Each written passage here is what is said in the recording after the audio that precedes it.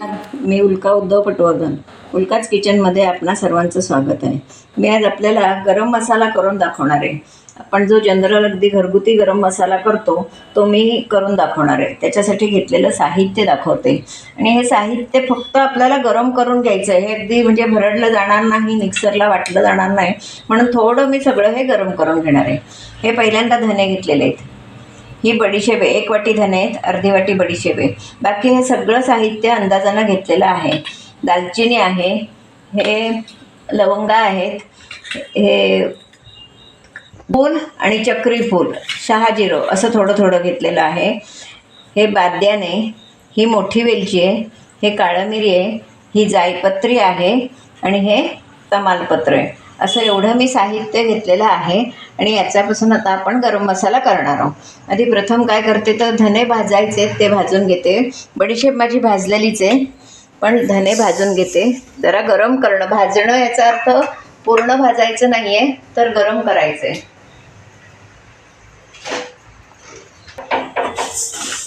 हे गरम केलं की ते दळलं व्यवस्थित जाईल, म्हणून आपण मिक्सरवरच वाटायचं आहे, पण ते गरम केलं की चांगलं वाटलं जाईल। हे धने गरम करून घेते, बाकी सगळं साहित्य पण गरम करून घेते।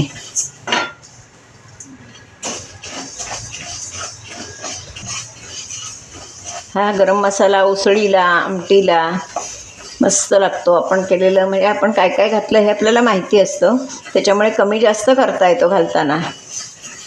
कुठच्या आमटीत काय चांगलं लागतं त्या मानानं आपण मसाला घालताना तो कमी जास्त घालू शकतो।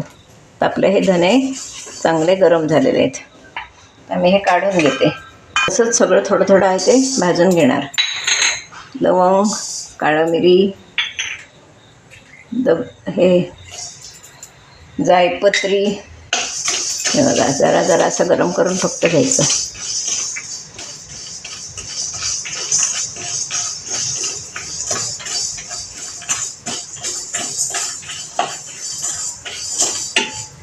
गरम करून घेतला मसाला की टिकतोही चांगला।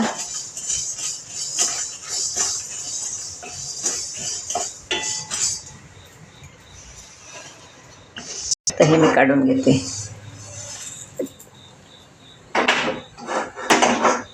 चिनी घालते, दालचिनी आणि मोठी वेलची।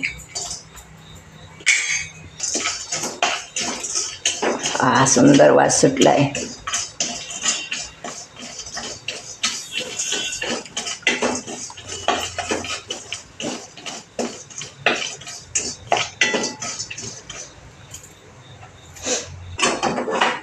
हे पण गरम झालेलं आहे। अगदी कढई गरम असताना फक्त गॅस घालवून हे बाद्यान आणि हे शहाजिरं वगैरे सगळं हे ठेवते गरम होत की झालं। शहाजिरं, बाद्यान, चक्री फूल ते मोडलेलं आहे, त्याच्यामुळे तुम्हाला दाखवलं नाही। असं आहे आपलं सगळं आता भाजून झालं आहे। तमालपत्र पण गरम होत टाकते।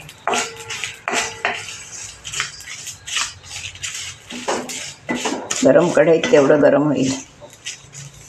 तर ही आपली पानं पण चांगली गरम झाली आहेत। 2 मिनिटांनी हे गार झालं। बडीशेप भाजलेली आहे, तरीसुद्धा मी जरा अशी गरम होत टाकते। सगळं आपण भाजून घेतलेलं आहे गरम करून। आता ते आपण मिक्सरला गार झालं की वाटूया। गार झालेला आहे तो सगळं आपण आता मिक्सरला घालणार आहे। तमालपत्र जरा असं चुरून टाकते। चांगलं कुरकुरीत झालेलं आहे।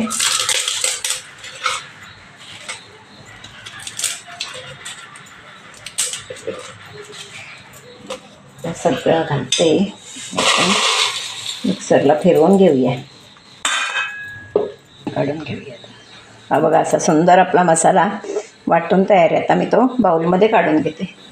असा हा आपला ताजा ताजा गरम मसाला तयार आहे। तर हा मी कसा केला, काय काय साहित्य घेतलं, हा माझा व्हिडिओ तुम्ही पूर्णपणे बघा। आणि माझा व्हिडिओ जर तुम्हाला आवडला तर तुम्हीही असा मसाला करून बघा।